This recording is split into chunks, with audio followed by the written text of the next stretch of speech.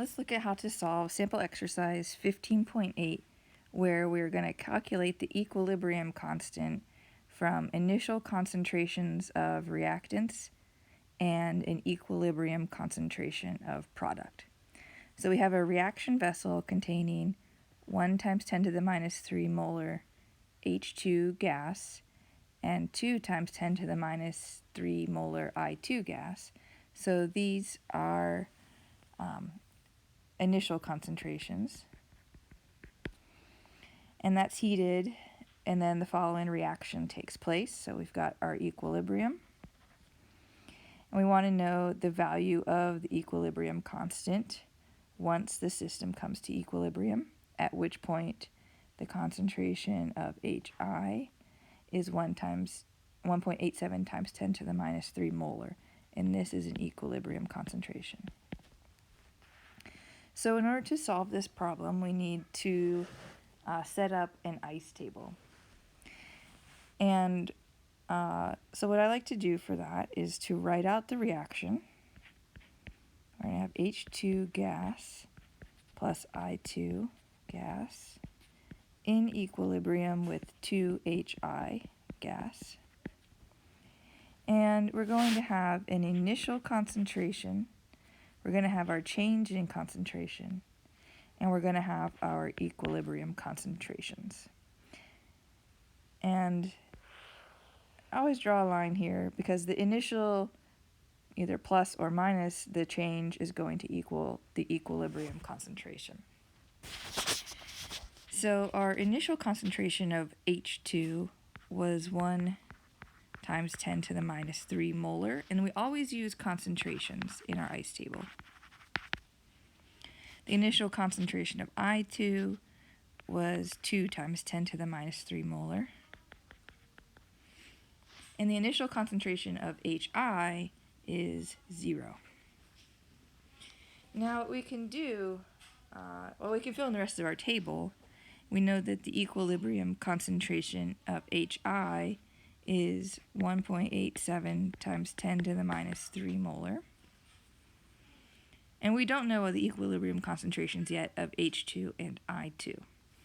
But we can use the stoichiometry of our reaction and an unknown x to solve for what our equilibrium concentrations will be. So we know that the reaction is going to proceed towards the product side because we have initial concentrations of reactants and no products. So we're going to lose some amount x of H2, and I'm actually using the stoichiometric coefficient of 1 here. So we're going to lose minus 1x. Okay, that's a 1. Same thing for I2, so that's also minus x. And for the product side, we're going to actually have plus 2x. So I'm dropping down the stoichiometric coefficient. We still don't know what our equilibrium concentrations are because we don't know what, for I2 and H2, because we don't know what x is. But we do know that at equilibrium, we have 1.87 times 10 to the minus 3 molar HI. And that's equal to 0 plus 2x, or 2x. So we can solve for x. And we end up with x is equal to 0.935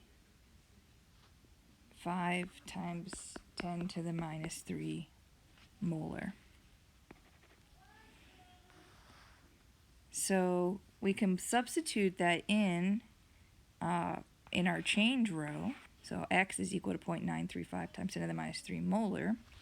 And so we can solve for the equilibrium concentrations of H2 and I2.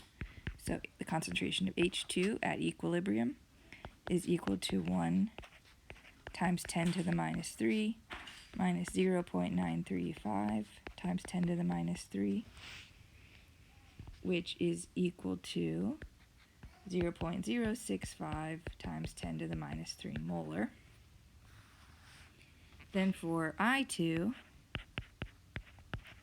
the concentration at equilibrium is 2 times 10 to the minus 3 minus 0.935 times 10 to the minus 3, which is equal to 1.065 times 10 to the minus 3 molar. So now we have equilibrium concentrations of H2, I2, and HI. And now we can solve for our equilibrium constant like the problem asks. So we want to solve for Kc.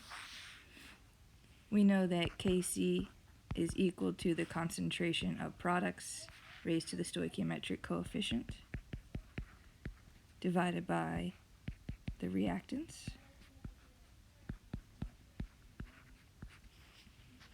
And so we can plug in our equilibrium concentrations. We'll have 1.87 times 10 to the minus 3 squared divided by 0.065 times 10 to the minus 3 times 1.065 times 10 to the minus 3.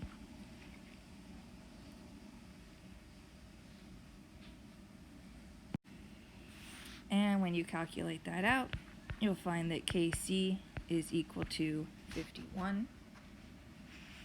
And just as a note, because Kc is larger than 1, this reaction is product favored.